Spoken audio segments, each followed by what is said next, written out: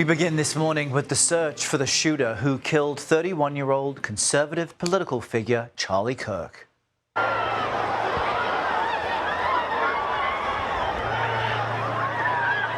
guys okay?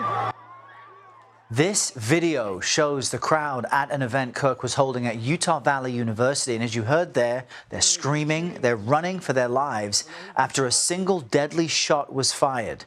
Last night on the Daily Report, our Nancy Chen spoke to one witness who told her about the first thing he did and the other attendees hit the ground. I reached for my phone to text my wife and to tell her that there was a shooter and that I loved her in case anything happened to me. And we have team coverage on this for you this morning. Natalie Brand is at the White House tracking the political reaction. Katrina Kaufman will bring us more on the state of political violence across the U.S. But let's begin with Andres Gutierrez, who is on the scene in Orem, Utah. Andres, good morning. Good morning, Errol. 2 individuals have been questioned but released after they were ruled out that they were not the shooter. And so the dragnet now widens to find whoever assassinated Charlie Kirk. Here's how it all unfolded. Conservative activist Charlie Kirk tossed hats into a crowd of thousands, settling in at Utah Valley University for one of his famous campus debates. He was taking a question about gun violence and mass shootings when a single shot rang out, piercing Kirk's neck. Later died. He just fell backwards and then we ducked and hid behind some stairs. This morning, a manhunt is underway for the person who shot the 31-year-old husband and father of 2 young children. I want to be very clear that this is a political assassination.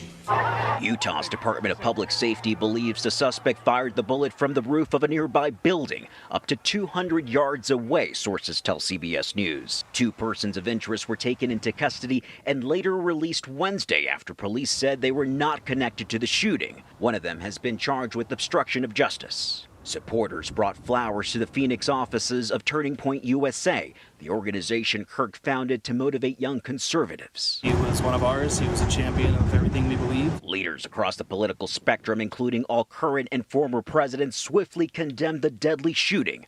On social media, President Trump called Kirk, who was an influential MAGA ally, a martyr for truth and freedom. Because of this heinous act, Charlie's voice has become bigger and grander than ever before. The president has ordered flags to fly half-staff on federal buildings through Sunday in honor of Kirk. Now, Utah's governor does say that this shooting does show how divided we have become as a country. The FBI has set up a tip line to pull any surveillance video from individuals who are in the crowd to help them with their investigation. Errol? Yeah, they need more details. Andres Gutierrez, thank you very much. Trevor Howard was there at Utah Valley University listening to the event, and he joins us now with his perspective. Trevor, good morning. I know this is a difficult day for you, but where were you exactly and what did you see? So I was up a little ways. It was hard to see and even hear Charlie, and I was trying to get closer when it happened. And help us understand, because it appeared to be an outdoor amphitheater. Charlie Kirk was in his tent at the center where he usually, engages with people. So what was happening around you when it became clear he had been shot?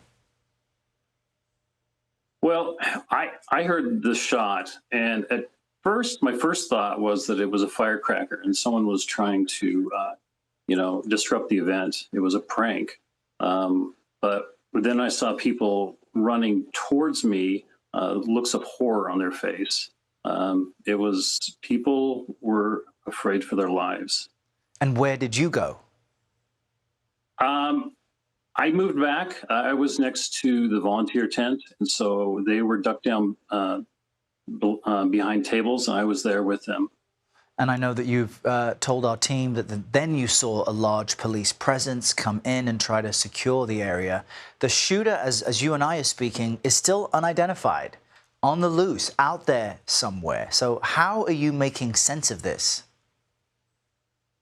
Well, it's so frustrating. I mean, this coward, he had the opportunity to come up to the mic and to, engage that way. And he chose to to shoot, to use violence. It's just senseless. I'm really angry at this individual, and I hope that they receive full justice.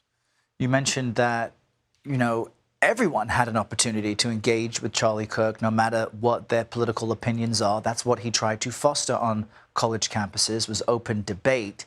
But now seeing that he has been shot and killed in such a gruesome way, what's your anxiety level?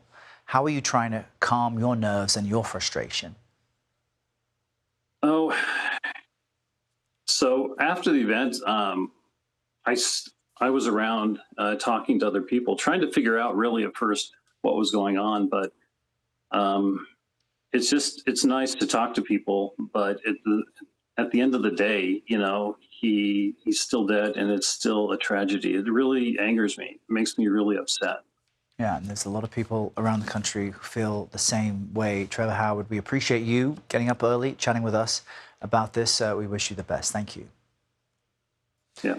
CBS News correspondent Natalie Brand joins us from the White House with more on this. Good morning, Natalie. As we know, Kirk was a close ally and really a friend of President Trump. Tell us more about the president's reaction and also what we're hearing from lawmakers. Yeah, the president, his team, White House officials just simply devastated by this news. Flags here have been lowered to half staff, as they have across the country. And the president, in his video message on social media, talked about his anger and grief at the heinous assassination. And also going on to say that Charlie inspired millions, and tonight all who knew him and loved him are united in shock and horror. He called this a dark moment for America. And Kirk was not only a close ally of the president and the vice president, but really instrumental in helping mobilize the conservative youth vote on college campuses. That's something we saw all on the campaign trail, really instrumental in getting him his second-term win. Now, Vice President Vance was also a very close friend of Kirk and posted a lengthy account on social media detailing the relationship, his help, Kirk's help in launching Vance's political career and advocating for him to become Trump's running mate. He also said that some of our most successful events were organized not by the campaign, but by Kirk's group, Turning Point USA. He wasn't just a thinker, he was a doer, turning big ideas into bigger events with thousands of activists. Now, former RNC chair Michael Whatley, who served in that role during the 2024 presidential campaign, also spoke to CBS News about Kirk's influence with Major Garrett on The Takeout last night. Take a listen. And he was a very influential part of all of the campaign that we put together. I mean, he was involved. I mean, he started this thing when he was 18 years old. I mean, just absolutely stunning. The number of events that I participated in, that the president participated in, other members of the cabinet, have been involved with, not just in 24, but over the course of really since 16. Now, former presidents from both political parties have also put out statements, including former President Biden, who on social media said there is no place in our country for this kind of violence. It must end now. We've seen an outpouring of support from both sides of the political spectrum, also noting Kirk's young family, sending prayers to his wife and 2 young children, Errol. All right, Natalie, with the latest for us from the White House. Natalie, thanks.